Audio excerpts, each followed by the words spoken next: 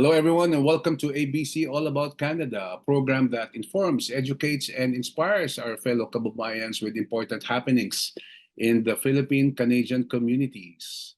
I am your host. My name is Rovic Canono, and the topic today is very important for those who would like to apply for Canada Student Visa.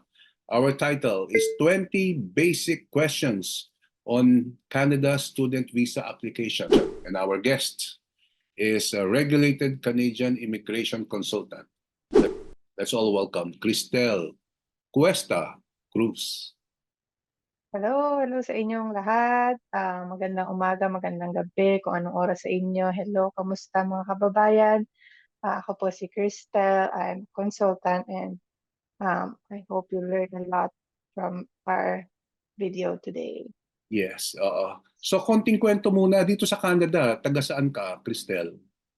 Ako po ay taga Calgary, Alberta.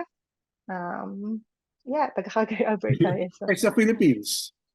Sa Philippines, ako po ay lumaki sa Laguna, Binyan, Laguna.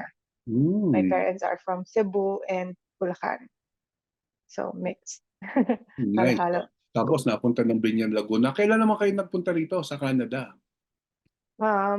Kami ng mga kapatid ko is na-sponsoran kami ng mom po in 2016. So, we were immigrants. Alam mo ba, sabay lang tayo. Oh, really? 2016 din ako. December 2016. Kami February. Nauna lang kayo sa akin. Okay, so mga kababayan, napaka-importante, napakaganda ng topic natin. 20 basic questions on Canada Student Visa Application. Sisimulan na natin. Ano ang number one question? Yes, ang number one is yung changes. Maraming nataranta sa mga changes kasi it's very drastic.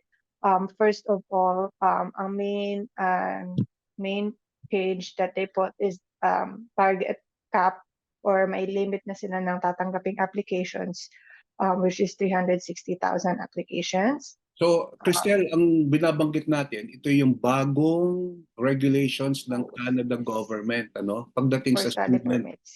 student visa. 360,000 na lang.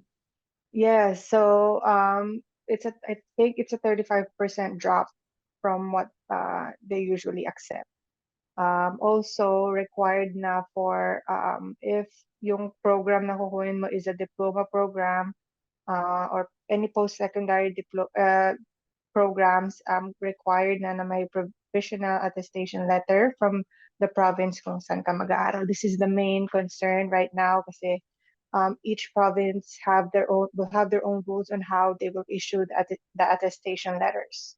Okay, so you need to check each province on ano yung requirement nila for so they can issue you attestation letter. So ito para sa mga college, ano? Sa mga college kasi post-secondary. So ibig sabihin. Yes, so yung mga college, yung mga bachelor's degree, yung mga diploma certificates. So if yun yung kukunin mo, required na may provincial attestation letter. Mga kababayan, yung provincial attestation letter, sobrang bago na kahit ako hindi pa nakakita. Yes. So, yeah. Recently, BC ang meron pa lang na province na nag-release ng information kung paano makuha ang provincial attestation letter. Mga kababayan, for your information nga pala, si Cristel nasa Alberta. Ako po ay nandito po sa British Columbia. Yes. Yes, so another one is yung financial requirement, medyo lumaki. Actually, malaki talaga. So, from $10,000 per year, ang applicant ay kailangan na magpakita ng show money na 20,635 per school year. So, ito sa mga malaking concerns sa mga student, of course, because it involves money. And then another... Pag mahina ang inyong financial, medyo delikado. Yes. So before, of course, concern na tong show money, but now it's gonna be a bigger hindrance or medyo mahirapan na mag-apply ang mga kababayan natin dahil lumaki ang show money. So syempre, additional din pag may kasamang family members. So lahat ng international students, applicants, whether anong program yung kukunin mo or anong klaseng credentials yung kukunin mo. And another one is yung mga spouses. Kasi before, basta international student ka, you can bring your partners. And right now, ang inaalaw na lang nilang masamang spouses is if ang kukunin mo is master's degree or doctorate degrees. So if ang program mo lang, like we said earlier, is diploma, degree, or certificate, hindi mo na pwedeng maisama yung spouse mo, Parang unfortunately. ang lumalabas dyan, ideal yung college courses dito sa Canada sa mga single, ano? Yeah, Ideal. so oo, para hindi um, Wala hindi na na nila problema kailangan ng mag-apply. spouse. So yeah, magiging mag-isa na lang if may partner ka, may iwan yung partner. True. So yeah, yun yung top 4 changes recently for the study permit applications. Alright, so good luck sa mga gustong pumunta rito, merong changes. Okay. Hmm.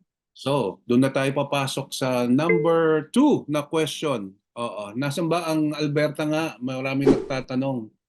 Oo. Yeah, so Alberta is nasa western part ng Canada. So between BC, Alberta, and then Saskatchewan. So napapagitnaan kami ng BC at Saskatchewan. If gusto niyo ng mga Rocky Mountains, meron din kami niyan. And isa siya sa 3 prairie provinces ng Canada. So yung prairie is yung flatland. So isa kami sa 3 yon. Siguro mga kababayan, kaya naitanong yan na pangalawang tanong sa student visa application sapagkat very popular ang Alberta Yes. sa mga Pilipino. Okay? Mhm. 1 hour difference lang tayo no? Oo. Oh yeah, may time difference nga din. No? Konting difference nga lang. Ahead Mhm. lang ang Alberta. Ahead kami. Yes. Okay. Third question. Mhm. Yeah, so is Alberta a good destination for international students? I would say yes. Kasi may nabasa ako from Atlantic Provinces Economic Council. So meron silang datos na kung saan yung mga provinces na maraming international students. Hmm. And Alberta ang isa sa kanila sa may pinakamababang applicants along with Newfoundland and Quebec. So, dahil sa cap na nilagay nila, hindi masyado maapektuhan ng Alberta. Dahil nga hindi maraming international student applicants dito. Kaya maganda siya because kahit mag-apply ka dito, kahit pwedeng hindi ka maapektuhan nung limit. Kaya ako masasabing maganda mag-apply as an international student dito. At saka maraming Pilipino dyan. So yung mga ibang Pilipino, Yes. maraming kamag-anak dyan. Hindi mo mamimiss ang mga Filipino restaurants, Filipino foods kasi everywhere you look, marami na rin Pilipino dito. May mga sikat dyan na school yung ano yun, how do you say it? Bow Valley ba yun? Yes. So I graduated from Bow Valley College as well. So maganda rin yung mga programs nila. I got my legal assistant diploma there. I got my, before I took my licensing as a regulated consultant, I studied there as well. Meron pang So, isang school na sikat is Bow Valley. SAIT. Yun, SAIT. Yes. Kita So mo yun na? yung mga top 2. Yeah, mga top 2 schools for international students. Kaya mga kababayan, Very kung mag-aaral kayo sa Alberta at yun ang pipiliin nyo, para Yes, kayo look sa that up. Pilipinas din. Oo. Oo. Hindi kayo ma-homesick masyado. True. Napaka-importante yan, yung marami kayong Pilipino kakilala. Alright, papasok na tayo sa number 4 question. Okay, so isa sa mga kaakibat ng study permit is ang tinatawag na postgrad work permit. Ito yung mga work permit, para siyang open work permit, pero ang eligible lang dito is yung mga international students. So depende sa anong program na kukunin mo, anong school na pa-a-applyan mo, baka depende doon kung eligible ka ng postgrad work permit. Kaya maganda bago sila mag-enroll no? Busisiin Yes. nila yung course nila kung may tinatawag na post.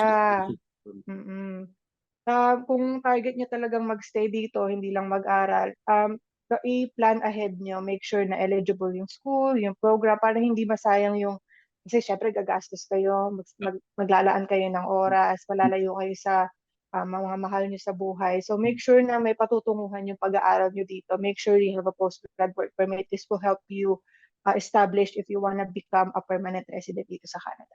Kasi nga yung iba akala, mag-aral ka lang dito ng 6 months, 8 months, Yes. pwede ka nang magtrabaho after graduation. Hindi po.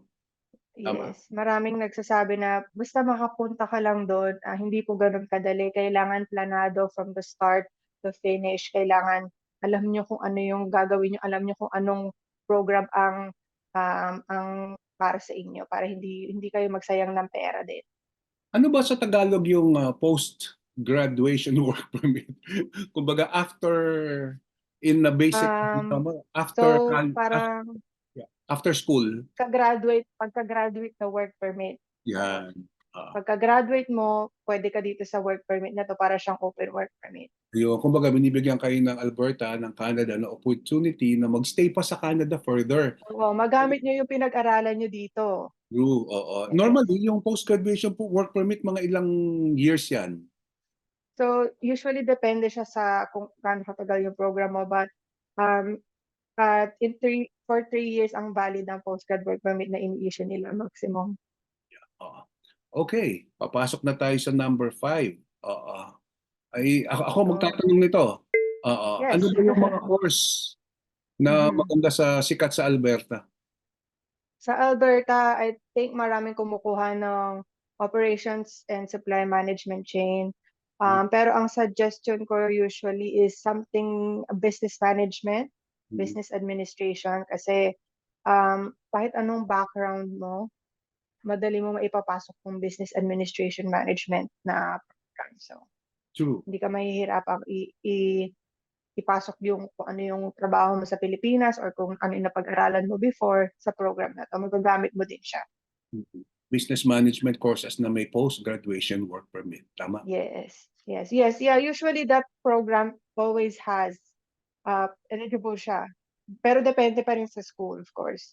But like sa Bow Valley, eligible siya before, but right now they changed it na only master's and doctorate degrees na lang ang eligible for, postgrad work permit. Oo nga, tama, tama, tama. Alright. Yeah, but before, yes. Yes. Okay, papasok na tayo sa number 6. Okay? Who, who can apply as students? Actually, anyone can apply. Any age, whatever your age is, kung ano man yung natapos mo. Kasi being a student is a stepping stone, not just for your career. Mhm. Syempre, mag-a-advance ka in your career when you study, right? So, for example, kulang ka sa pera and you're old enough and you think, sasabihin mo, ay, tanda na ako, bakit pa ako magsasayang ng oras para mag-aral? Being a student internationally, they offer programs like one-year programs. Hmm. That one-year program is a big help na further your career. So, no matter what age, race, color, or what, you can apply as an international student Tama program. yun. Ang MBA nga, di ba? Pang 40, 50. Yes. Eh, yung PhD Mhm. nga, pang 50, pang 60. Yes. So, So, kung ano man yung natapos mo, pwede ka pa ring mag-apply as a student kahit hindi ka nakapag-high school or what, pwede pa True, din. true. So, okay, gusto nila mag-aral na. Ano kaya yung basic requirements? Ano Yes, yan? so Number 7. important. Number Yes. 7. Number 7, basic requirements is first yung funds. Siyempre kailangan mo ng funds like I said before na tumaas nga yung fund requirement, the proof of fund requirement for international students.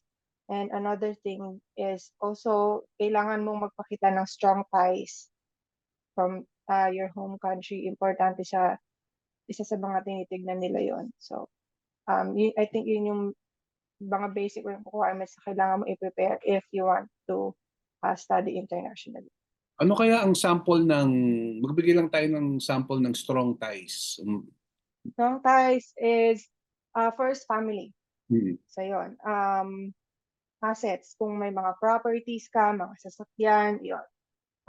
And mga insurance, life insurance, isa sa mga ties na pwede mo ipakita.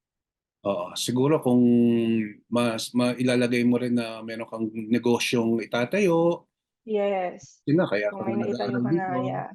Meron Mm-mm. kang i-hire ka na mas mataas na salary ng employer mo. Yes, kung may employment ka na sasabihin nila kailangan mo 'tong kunin para ma-promote ka namin, True. that's one of the good advice din. At saka yung iba, pets. Yeah, Pati yung pet. yeah, yeah, I had one before too na yung mga dogs niya kasi love na love niya. So, sinama namin yun. Oo, And kailangan may yeah, she was picture. approved. Oh, yes, yes, we provided pictures nga. Oo. Yan, yung mga home ties mga kababayan na gusto makita Importante yun. no, na babalikan ng Mm. Pilipinas. Oo, alright. Yes. What are the number 8 na tayo, no? What are the Yes. fees kaya at saka expense? Yun, ang isang tanong nga nila yan, oh, magkano gagastusin ko? So first of all, depende sa school, kailangan mo kasi mabayaran yung first part ng tuition fee. So it ranges, I say 10 to 15, average yun. If more than that, it's on the expensive side na. Pero usually 10 to 15 thousand Canadian dollars. And then yung application fee is 150, and if wala ka pang biometrics is 185. Plus the show money I mentioned earlier, no, it's 20,635.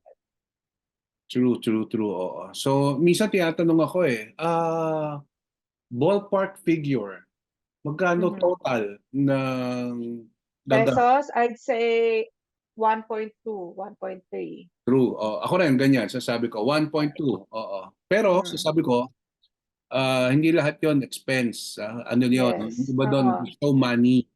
Hindi mo Alright. hindi mo kailangan gastusin lahat yun, baka Oo, magtatrabaho ka naman dito eh. true. Hindi mo magagamit yun. So you don't have to worry about that. Oo. Alright, papasok na tayo sa number 9. Okay. How long Number normally 9. yung process, yung desisyon bago matanggap?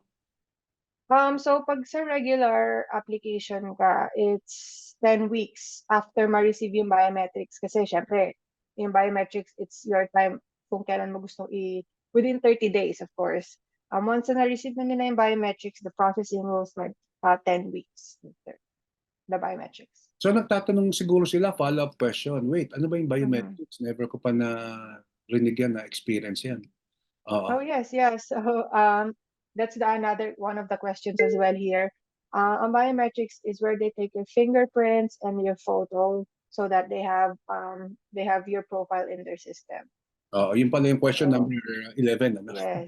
And it's valid siya for 10 years. So, let's say you apply for a visitor visa before and you did biometrics already. Valid din siya if you decide to apply for a different application plan.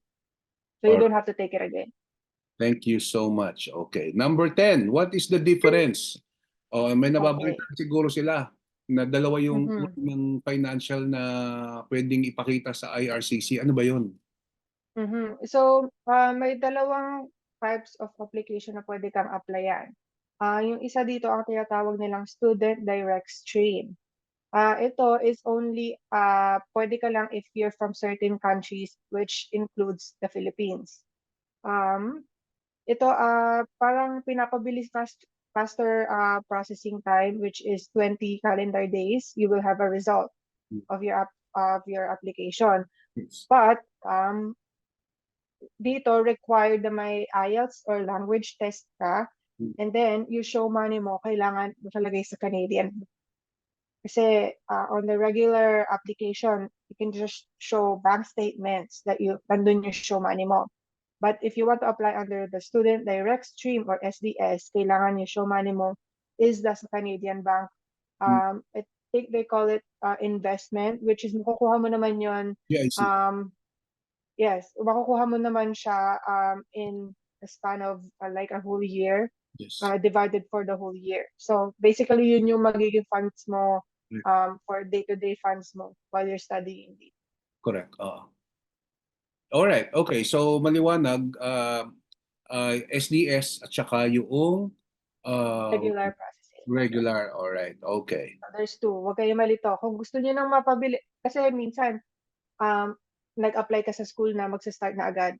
So of course, your only choice is the 20 calendar days. But if you wanna wait, eh matagal pa naman yung start ng class mo, you can apply for regular processing para hindi ka na mag-IELTS and hindi mo i-release yung funds mo. Common kasi talaga yung ano no? Bihira yung SDS eh. Kasi malaking pera yun. Yes. Basta talaga ng pera yun. True. Oo. Ang common yung regular na Regular one. magpapakita lang ng mga supporting papers, bank statements, sponsors. Sulat ng tatay na siya ang sasagot. Alright. Okay. So, Number 12, what is upfront medical? So upfront medical is kasi if you're planning to stay in Canada for 6 months longer, required ka na may medical. And of course, if you're gonna study, kailangan mo mag-medical. So instead of waiting for a medical letter na coming from IRCC or the Immigration Canada, pwede kang magpunta sa mga allocated physicians, Canadian physicians, and magpa-medical na. So you don't have to wait for the letter. You just go there, tell them na mag-a-apply ka and you need an upfront medical. They can do your medical for you, and then they will provide you a letter that you can provide when you submit your application. Mga 12,000 to, alam ko sa Pilipinas eh. Sa Oo, 2016, meron ng medical. I'm not sure. Panahon nyo? Upfront, no, I think no, not. Yung nung nag-apply kayo ng PR, hindi kayo dumaan Yes, sa yeah, nag-medical. Yeah, nag-medical kami. Medical is required naman. saan yun? Saan kayo nagpa-medical? Hindi ko Manila, na maalala. Oo, Bata sa ka pa Manila lang, kami, yeah. Oo, bata pa siya. Kumbaga sunod-sunod Ilang kayo. medical din kami. Sunod-sunod ka Yeah. lang. Magkakapatid kayo eh. No? Mm. Okay. Next question. Number ano na tayo? 13. Okay. Sorry, nawala ako dun sa tanong. Ano yung 13. tanong? If Bata pa while raw still siya. young, yes. Oo. Wala ka Wala pang pa. pera. Mm-mm. Paano siya, ano ipapakita niya? Who and how many sponsors can I get? Okay. So, syempre, kailangan mo nga magpakita ng funds, and if you can, pwede kang sponsoran either your parents or kung may relatives kayo sa Canada, pwede. I say, at least 2 to 3 max. Kasi, syempre, if iwahiwala yung magpo-provide sa'yo, medyo questioning ka na ng True. immigration nun. So, I say 3, maximum 3. So, kasi you can divide it for your tuition, accommodation, and then yung funds to support yourself. So, yeah. So kumbaga pwedeng tatlo nga, yung isa sponsor ng cash, yung isa rin cash, tuition, yung isa Pwede siya yung magbayad ng tuition, pwede kang bigyan ng pera, or pwedeng i-provide yung housing mo, siya magbabayad ng housing mo kung saan ka magsistay. So, yun. Sulat lang naman yun eh, di ba? Alright. Yes. Yun na nga, ito na susunod na tanong. What are the Yeah. requirements for a sponsor? Number 14. 14. So, usually they need to provide, syempre, kailangan nilang ipakita na meron silang pera para tumulong. Hindi ka pwedeng tumulong na wala ka namang maitutulong, of course. You need to provide affidavit or letter. Kailangan, it's best na notarized to. And then, proof na may income ka, like letter of employment, and of course, they need to provide their passport or documentation na nandito sila sa Canada, valid yung stay nila dito sa Canada, and then bank statements. Ayan. So, yun yung kailangan nila. Certificate of employment, siguro. Kung maganda yung trabaho nila, malaki sweldo na. Yes. Yeah. All right, very good. Okay, so number 15. Uy, mabilis Ang galing maliwanag. How much money kaya ang dapat na pera ng mga sponsors niya na nasa bangko na pwedeng i-withdraw, readily available? Ng sponsor or ng sponsor, for the sponsor, right? Yeah. So, depende kung anong klaseng sponsorship ang ipoprovide nga nila. Like we mentioned before, kung ibibigay nila yung tuition, so they can, kung sila magbabayad ng tuition, of course, let's say 10,000, then, hindi pwedeng walang matitira para sa kanila. So, for example, they have 20,000 in their bank. Hindi naman pwedeng lahat yun nila kasi wala nang matitira sa kanila. At least 50% of what they're willing to help you with. Yun dapat yung meron sa bank ng sponsor. Kaya pwedeng 2 to 3 other sponsors no? Kasi, para hindi maubusan naman yung sponsor mo kung isa lang siya lang mag-aano lahat. Hindi kasi kapani-paniwala no? Kapag isa lang sponsor mo, tapos baka hindi ka rin ma-approve na sponsoran ka niya tapos wala na siyang pera after, parang so pwedeng kumuha talaga ng ibang sponsor basta mapatunayan lang siguro sa letter of support kung anong relationship nila at bakit nila suporta. Alright. Yeah, kailangan may sila, may ties sila together. That is right, yeah. Isa pang tanong, sino ba yung sponsor na board and lodging? So, sila yung magpo-provide nga sa'yo ng accommodation kung saan ka magsi-stay. Hindi mo kailangan magbayad ng rent or whatever. So, it's free. Yung stay mo doon is free. So, sila yung board and lodging sponsors. So napakalaking tulong yan. Oo, kasi yung Yes, dito yes. at sa Alberta, mahal. Ay, tumataas na ang ano, inflation is real, nga sabi nila. Kaya malaking tulong 'to Kung kapag may makikitira ka board and lodging sa ka. kamag-anak mo, no? Mm, Di ba? Kung may yes. mag-sponsor sa'yo, yun yung board and lodging sponsor. Okay, number 17, malapit na tayo. Pwede ko bang dali ng pamilya ko pag ako nag-apply ng student visa? Puwede kapag ang kukunin mo is master's or doctorate degrees. Ngayon, um, Dati before pwede, you no? Kahit can, saan, kahit oo, sino. sayang yun, yes. But right now, only strictly lang kapag master's or doctorate degrees ang kukunin mo, dun mo lang maisasama yung partner So, or kaya yung family mo. Kaya Yeah. nga parang yung mga college courses, yung mga 2-year courses, parang ideal na lang Mm, siya sa mga single, ano? Oh, oo. alright. Okay, ang susunod na question ay number 16 na ba? Eh, 18. 18 na ba? Ba, bilis ah. Yes. Oo, pwede ba akong, ito common question. Mhm. Alam ko magasto sa Canada. Pwede ba ako magtrabaho? Yes, you can. So, ang limit ng hours mo, if ikaw yung student, is 20 hours if off-campus ka mag-work.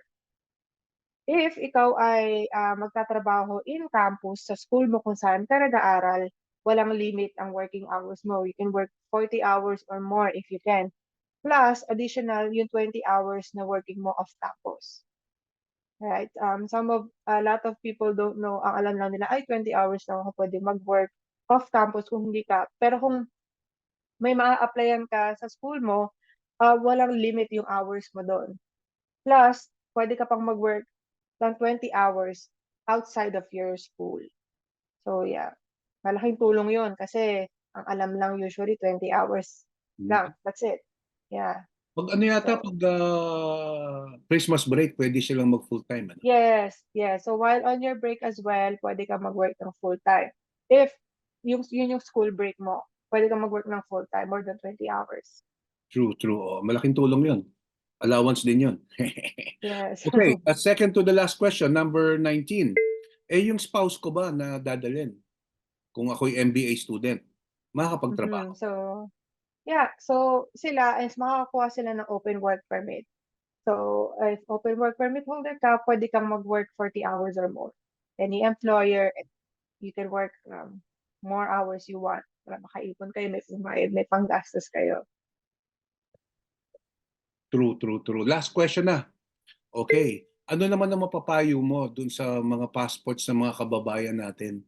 Yung kanilang validity. Yeah. So, importante i-check nyo bago kayo mag-apply is yung validity ng passport nyo is kung gaano katagal yung studies nyo or more. Kasi minsan nakakalimutan nilang expire na pala yung passport nyo, mag-a-apply pa kayo. Dahil if ever na ma-approve kayo, ang i-issue lang sa inyong visa is kung ano lang yung validity ng passport mo. So make sure that your passport is always valid uh, on the duration kung habang nag-aaral kayo sa Canada. So hindi nyo kailangang mag-reapply ulit kasi panibagong payment na naman yun. So make sure i-check nyo lagi yung validity ng passport nyo. I-renew nyo bago kayo mag-apply. All right. Thank you so much. Those are the 20 questions, common questions of students who would like to apply in Canada. So, Cristel, kung marami pa silang tanong at gusto nila magpatulong sa iyo sa pag-apply ng student visa, saan kanila makokontak? Yes po. Meron po kaming Facebook page. I-search nyo lang po at kics.rcic. That's KICS.rcic. Pwede nyo rin kaming i-email sa Candor or kquesta@candorimmigration.com. All our information is on our Facebook page. You can message us there and ako po yung magre-reply doon. So, message us. So, finally, imbitahin mo naman sila sa na mag-aral sa napakagandang Mm. province of Alberta. Your province. Yes. Yes. So, study in Alberta. This is a great stepping stone to further your career, to have a better future for you and your family. We are here to help. Make sure magpapatulong kayo sa licensed consultants, para hindi masayang yung pera nyo at hindi kayo, there's hope for you if you are assisted by licensed consultants and lawyers. So apply for international students and let us know if we can help.